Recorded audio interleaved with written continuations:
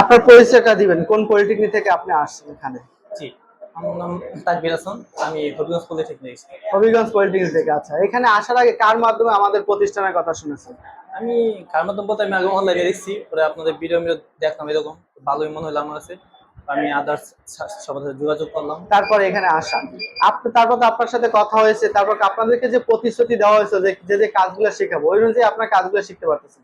জি আলহামদুলিল্লাহ, ও অনুযায়ী আমরা তার চেয়ে বেটার কাজ শিখতেছি। বেটার কাজ শিখতে পারছেন? কি কি কাজ শিখেছেন ইতোমধ্যে? এমন তো আমরা হাউজারিং প্রথমত শিখছি, মোটর কন্ট্রোলিং, তারপর পিএলসি। পিএলসি মোটামুটি কাজগুলো আস্তে করছেন, আগাইতেছি। আগাইতেছেন ধাপে ধাপে।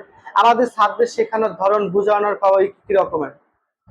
সাথে জি ভালো আছে, স্যারই মোটামুটি আমার ফ্রেন্ডলি থাকে, সবসময় কথাবার্তা ভালোই আছে, ভালো এক শিখেছি। কথায় শিখে কি স্যাটিসফাই? জি আলহামদুলিল্লাহ। পরবর্তীতে যারা আপনাদের কলেজ থেকে আসবে তাদের উদ্দেশ্যে কি বলবেন?